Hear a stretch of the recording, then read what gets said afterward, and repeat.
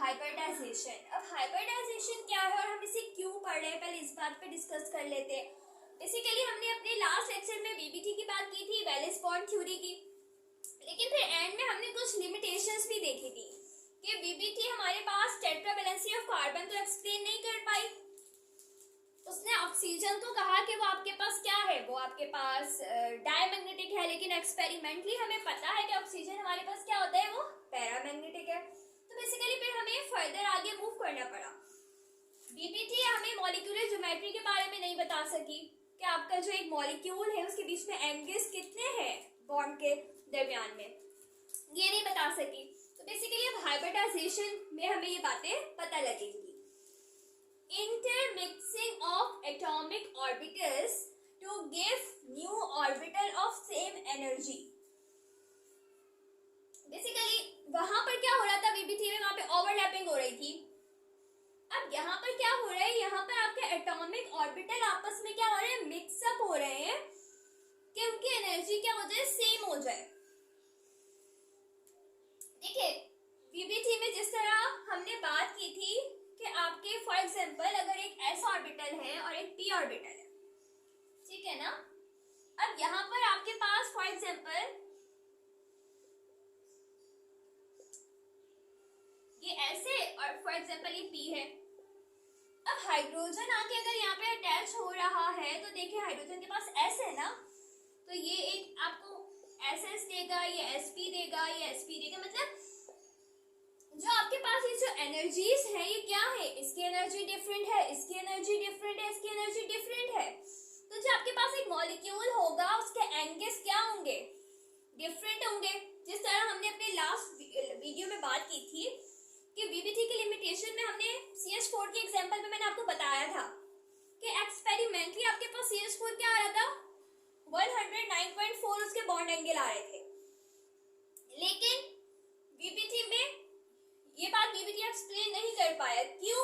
क्योंकि उनकी जो एनर्जीज है वो क्या है, डिफरेंट थी। ठीक है, तो इस वजह से अब क्या किया, इस प्रॉब्लम को सॉल्व करने के लिए बेसिकली हमने क्या किया, हमने हाइब्रिडाइजेशन कर दी। मतलब इन एटॉमिक ऑर्बिटल को क्या कर दिया, आपस में मिक्सअप कर दिया और इनकी एनर्जीज को हमने सेम कर दिया। जब इसकी एनर्जी सेम हो गई तो ऑफ कोर्स अब फॉर एग्जांपल ये आपके पास हाइब्रिड ऑर्बिटल बन गए। अब इनकी एनर्जी क्या है, आपके पास सेम एनर्जी है ना ये। अब आपके पास जो भी हाइड्रोजन आकर या कोई भी चीज आकर अटैच होगी तो ऑफ कोर्स वो क्या एंगल बनाएगी, उन सबका एंगल क्या होगा, सेम होगा। तो इसी तरह से आपके पास हाइब्रिडाइजेशन में क्या होता है, intermixing of atomic orbital to give the new hybrid orbital of same energy. ये आपके पास एटॉमिक ऑर्बिटल क्या हो गए, मिक्सअप हो गए, उन्होंने नए ऑर्बिटल्स बनाए, हाइब्रिड ऑर्बिटल बनाए जिनकी एनर्जी क्या है, सेम है। तो ये अब क्या कर रहा है आपको, ये बेसिकली आपको मॉलिक्यूलर ज्योमेट्री को एक्सप्लेन कर रहा है, हाइब्रिडाइजेशन। वो हम फर्दर आगे अपने एग्जांपल्स में भी देखेंगे। अच्छा, दिस सेकंड पॉइंट आपके पास है, number of hybrid orbital is equals to number of initial orbital. मतलब देखिए इनिशियल में मेरे पास कितने ऑर्बिटल है, 4। अब जब मैंने इनको इंटरमिक्स कर दिया अब भी कितने हैं, 4। ठीक है, तो मतलब जो आपके ऑर्बिटल पहले हैं उतने ही बाद में भी रहेंगे, उनके नंबर में कोई चेंज नहीं आने वाला। It is an expansion of BBT. Hybridization एक expansion है BBT का। Hybridization tells about the molecular geometry. जिस तरह BBT हमारे पास CH4 के molecular geometry नहीं बता पाई, लेकिन यहाँ पर अभी मैं फर्दर आगे एग्जांपल करवाऊंगी CH4 की। तो हाइब्रिडाइजेशन ने बेसिकली मॉलिक्यूलर ज्योमेट्री हमारे पास हमें बता दी। ठीक है, किसी भी कंपाउंड के मॉलिक्यूलर ज्योमेट्री क्या है, उसके दरमियान में कितना एंगल है। अच्छा जी, अब यहाँ पर बेसिकली हाइब्रिडाइजेशन हमारे पास sp3, sp2 और sp की बात करेंगे हम। देखें अब यहाँ पर एक s ऑर्बिटल है और कितने p है, 3। अब आपके पास अगर एक s और 3 p मिल रहे हैं तो मैंने जैसे यहाँ पर बताया कि कितने आपके पास पहले ऑर्बिटल होंगे उतने ही कितने हाइब्रिडाइज बनेंगे। तो एक S और 3 P मिलेंगे तो आपके पास 4 sp3 ऑर्बिटल बन गए। ठीक है, और ये क्या है, हाइब्रिड ऑर्बिटल्स। अब देखिए यहाँ पर sp2 में क्या होता है, एक S और 2 P मिलेंगे। इस तरह यहाँ पर आपके पास एक S और 2 P मिले तो कितने बने, 3 हाइब्रिड बन गए, और एक ये कौन सा है, ये अनहाइब्रिड है। इससे हम कहेंगे कि आपके पास कौन सा ऑर्बिटल है, अनहाइब्रिड ऑर्बिटल। इसी तरह sp में क्या है, आपके पास एक S है और 3 P है, लेकिन यहाँ पर आपके पास एक S और एक P मिलेगा। देखिए आपके पास एक S और एक P मिला, जिसने आपके पास 2 हाइब्रिड बना दिए और 2 अनहाइब्रिड ऑर्बिटल बना दिए। अच्छा जी, अब आपके पास जो हाइब्रिड ऑर्बिटल है वो आपके पास क्या बॉन्ड बनाएंगे, वो आपके पास सिग्मा बॉन्ड बनाएंगे, और जो अनहाइब्रिड होंगे वो आपके पास पाई बॉन्ड बनाएंगे। ये बात आपने याद रखनी है, ठीक है जी, सिग्मा और पाई बॉन्ड। और एक और बात कि हमारे पास जो स्ट्रेंथ है वो किसकी ज्यादा है, बेसिकली इनका ऑर्डर क्या होता है, आपके पास sp, sp2 और sp3, ये ऑर्डर होता है इसकी स्ट्रेंथ का। उसका रीजन क्या है आपसे पूछा जा सकता है। देखिए हमें पता है कि हमारा जो S है वो हमारे पास न्यूक्लियस के नियर है, और देखिए S कैरेक्टर किस में ज्यादा है, यहाँ पर S कैरेक्टर 50-50 है, मतलब 50% S है और 50% P है। यहाँ पर S कैरेक्टर क्या हो गया, कम हो गया, यहाँ पर भी कम है, यहाँ पे 25% है, यहाँ पर S कैरेक्टर कम है, सबसे ज्यादा कहाँ है, यहाँ पर। तो मतलब ये वाला जो आपका sp है ये सबसे ज्यादा स्ट्रॉन्ग होगा। रीजन कि आपका S जो है, आपका शेल जो है वो न्यूक्लियस के नियर होता है। अब जब वो न्यूक्लियस के नियर है तो ऑफ कोर्स टाइटली होल्ड होगा, ठीक है। अब वो टाइटली होल्ड है तो sp वाला जो आपका जो मॉलिक्यूल है या कंपाउंड है वो sp कैरेक्टर जिसमें ज्यादा हो वो स्ट्रॉन्ग होता है एज कंपेयर टू sp2 और sp3। अब हम एग्जांपल्स को देखिए। अब यहाँ पर मैंने हाइब्रिडाइजेशन के लिए कुछ एग्जांपल्स लिए हैं कि किस तरह हमारे पास इन कंपाउंड्स में हाइब्रिडाइजेशन हो रही है। अब देखें पहली एग्जांपल जो है मेरे पास वो है मीथेन CH4। ये बेसिकली हमें कौन सी हाइब्रिडाइजेशन दे रहा है, sp3। अब देखते हैं कैसे। देखें हमारे कार्बन का जो एटॉमिक नंबर है वो होता है 6, तो इसने इस तरह इलेक्ट्रॉनिक कॉन्फ़िगरेशन की 1s2 2s2 और 2p2। अब हम वैलेंस अपने शेल की बात करते हैं ना, तो हम इसको डिस्कस करेंगे, इसको हम नहीं देखेंगे। 2s2 में आपके पास कितने इलेक्ट्रॉन है, 2, और 2p2 में कितने हैं, 2, इस तरह से, ठीक है। अब होगा क्या, अब पहले तो आपका ये वाले जो 2 इलेक्ट्रॉन है पेयर अप है ना, ये क्या हो जाएंगे, ये आपके पास पहले ये इलेक्ट्रॉन एक्साइट होगा और ये p में चला गया।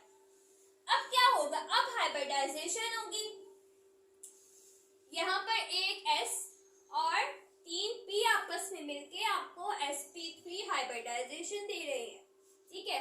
तो इस तरह आपके पास ये कितने ऑर्बिटल हो गए, 4 sp3 के ऑर्बिटल्स आपके पास हो गए। देखें अब ये कैसे बनाया मैंने, ये कार्बन एक लिया, कितने हाइब्रिड ऑर्बिटल है, 4, तो मैंने बना दिए 1 2 3 4, 4 हाइब्रिड ऑर्बिटल हो गए आपके पास।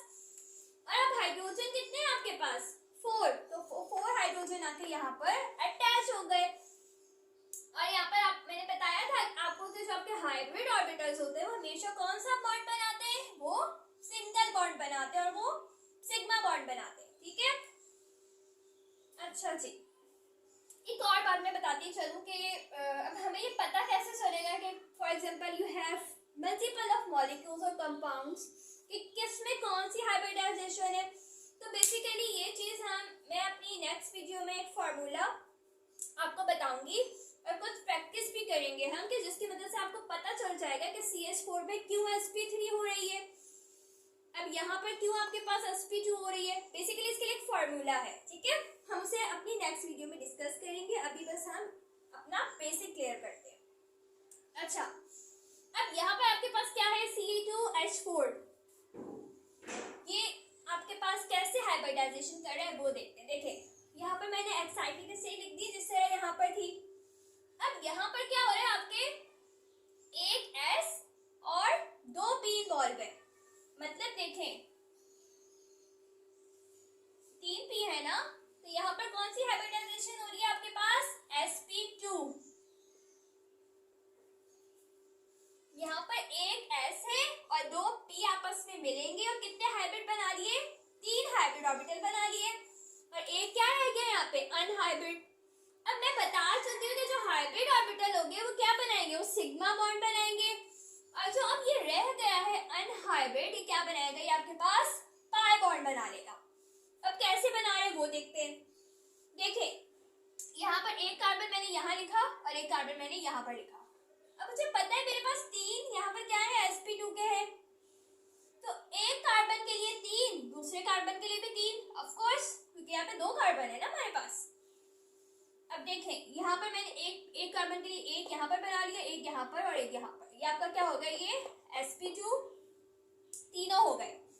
अब क्या बचा, एक अनहाइब्रिड बच गया, उससे मैंने यहाँ पर ऊपर इस तरह y एक्सिस में शो कर दिया। इसी तरह मैंने दूसरे पे भी ये काम किया, ठीक है। तो आपका जो ये वाला sp2 और sp2 है, इससे क्या बना लिया आपके पास, सिग्मा बॉन्ड बना लिया, और यहाँ पर आपके पास आके क्या हो गया, हाइड्रोजन अटैच हो गए, और यहाँ पर भी हाइड्रोजन, और बाकी जो आपका अनहाइब्रिड था वो क्या बनाएगा, वो पाई बॉन्ड बनाएगा। इस तरह से इसने क्या बना लिया, आपस में पाई बॉन्ड बना लिया। अगर मैं इसको मॉलिक्यूल के उसमें लिखूं तो बेसिकली आपके पास ये कुछ ऐसा कंपाउंड है। देखें ये आपके पास ये वाला बॉन्ड है, ये जो बन रहा है ना, ये वाला सिग्मा बॉन्ड, ठीक है। अच्छा जी, अब फिर हम बात कर ले आपके पास इस बॉन्ड की, फिर इस sp2 बॉन्ड की, ये एक, ये ऐसे बन गया, ठीक है। हाइड्रोजन पूरे हो गए 4। अब ये जो पाई बॉन्ड है, देखिए ये इस तरह से ये पाई बॉन्ड बन गया, सिंपल, ठीक है। अच्छा अब मैं इसकी बात करती हूँ, ये आपके पास क्या है, sp। अच्छा देखिए यहाँ पर आपके पास एक S इन्वॉल्व होगा और एक P इन्वॉल्व होगा, मतलब 2 हाइब्रिड होंगे और 2 अनहाइब्रिड होंगे। ये क्या हो गया आपके पास, ये हाइब्रिड हो गए और ये अनहाइब्रिड हो गए। अब यहाँ पर देखें आपके पास मतलब एक कार्बन के पास कितने हैं, 2 sp हैं, तो एक sp यहाँ पर इन्वॉल्व हुआ, एक sp यहाँ पर इन्वॉल्व हुआ, ठीक है। बाकी 2 अनहाइब्रिड को मैंने क्या कर दिया, एक इनको y और z प्लेन में मैंने शो कर दिया, ठीक है। और इसको मैंने सेकंड कार्बन के लिए भी हमने बिल्कुल वैसा ही काम किया जैसा हमने इसके लिए किया। अब देखिए 2 हाइड्रोजन अटैच हो जाएंगे, एक इसके साथ हो गया, एक इसके साथ हो गया, और बाकी बीच में हमारे पास ओवरलैपिंग हुई, सिग्मा बॉन्ड बन गया। अगर मैं इसके मॉलिक्यूलर फार्मूले की बात करूं तो देखें C, ये वाला जो बॉन्ड बन रहा है आपके पास sp सिग्मा बॉन्ड, और यहाँ पर एक आपके पास क्या बनेगा, आपके पास एक बॉन्ड बनेगा हाइड्रोजन का यहाँ पर, और यहाँ पर एक बॉन्ड हाइड्रोजन का बनेगा, ठीक है। एक ही है ना हमारे पास sp सिग्मा बॉन्ड, एक ही है। अब आपके पास क्या है, 2 पाई बॉन्ड बन रहे हैं, एक ये बना है क्योंकि 2 अनहाइब्रिड है ना आपके पास, तो ऑफ कोर्स आपके पास 2 पाई बनेंगे। मैं बता चुकी हूँ अनहाइब्रिड आपके पास क्या बनाते हैं, पाई बॉन्ड बनाते हैं, तो एक पाई बॉन्ड यहाँ और एक पाई बॉन्ड यहाँ। तो बेसिकली हमारे पास इनके दरमियान में जो एंगल है वो क्या बन रहा है आपके पास, sp आपको कौन सा एंगल देगा, हमेशा 180 का, ठीक है। तो आपके पास ये लीनियर है तो ये क्या बन रहा है, 180 बन रहा है। sp3 की बात करूं तो ये आपको एंगल देता है 100, यहाँ पर जो एंगल बन रहा है आपका 109 पॉइंट इस तरह से बन रहा है, ठीक है। ओके, होप सो आपको समझ आ गया होगा। अब नेक्स्ट वीडियो में हम जो है डिफरेंट मॉलिक्यूल्स से फॉर्मूले के जरिए हम हाइब्रिडाइजेशन निकालना सीखेंगे, क्योंकि देखिए हमारे पास बहुत सारे मॉलिक्यूल्स होते हैं। अब हमें क्या पता कि किसमें कौन सी हाइब्रिडाइजेशन हो रही है, तो वो फार्मूला है उसके जरिए हम